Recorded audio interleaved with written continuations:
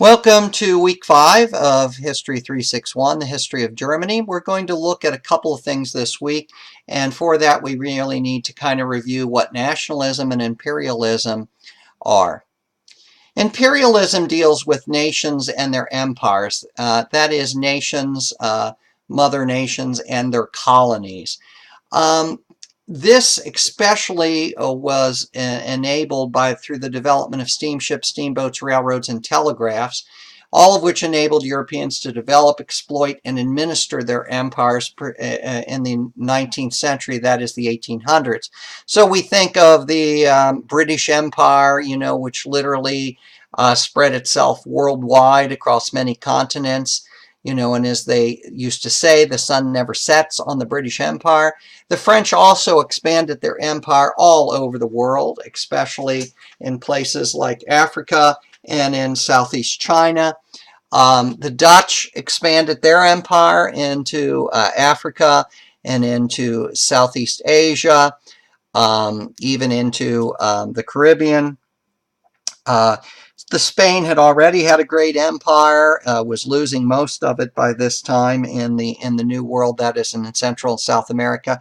But Germany, once it establishes itself by 1871, will also be interested in colonies, that is in building an empire. Of course, it gets into the game so late that it just gets a few slim pickings here and there in Asia and in Africa, nothing really significant. Nevertheless, the fact is that Germany wanted to be a great nation, just like the other nations around it, in particularly places like France and Germany.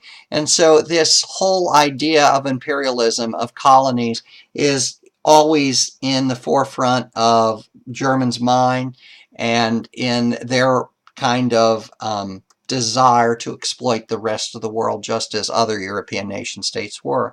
And then, of course, there was the whole idea of nationalism. That is the development of nation states based upon ethnic or cultural foundations.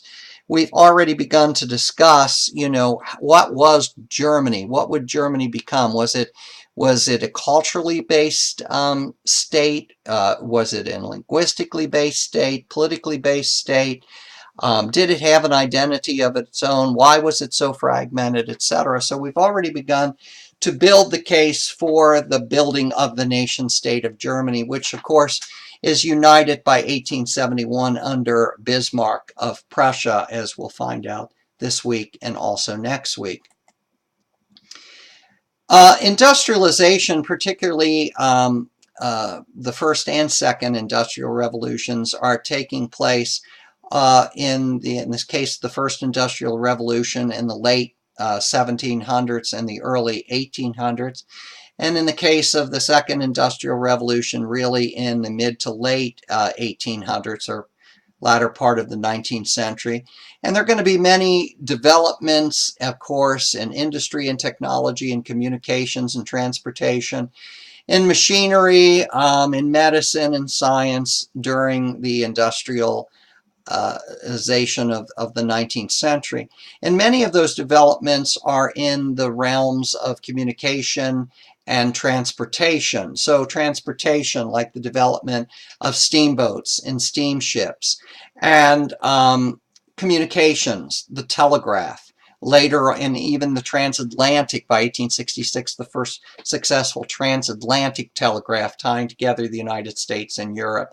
The telephone, radio tube, later on motion pictures, and the opening of things like, the Suez Canal and the Panama Canal. The Suez Canal, of course, in Egypt, connecting the Mediterranean Sea and hence all of Europe with the Red Sea, and then, of course, the Arabian Sea, the Indian Ocean, and the rest of the world via that route.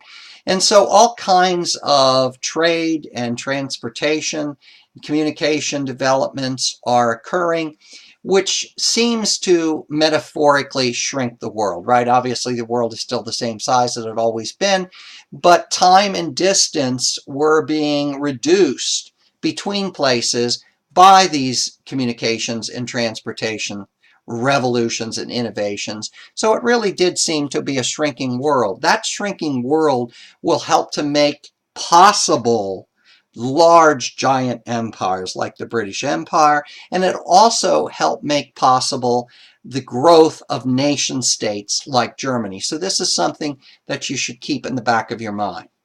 Now, as industrialization was occurring, the shrinking world, immigration was also happening too. Just to give you one very easy statistic to kind of, grab a hold of. In the United States, between 1865 and 1915, just a 50-year period, 25 million immigrants came to the United States, more than 4 times the number who had arrived in the 60 years prior. Now, these immigrants came principally to the United States from Europe, but from other places like Asia and Africa as well.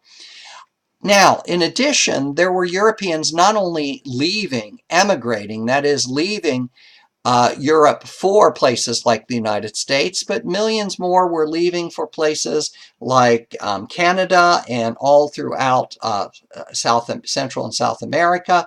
They were leaving for Africa and Asia, Australia, New Zealand, etc. They were looking for freedom, for economic opportunity, to build a better life for themselves and their family.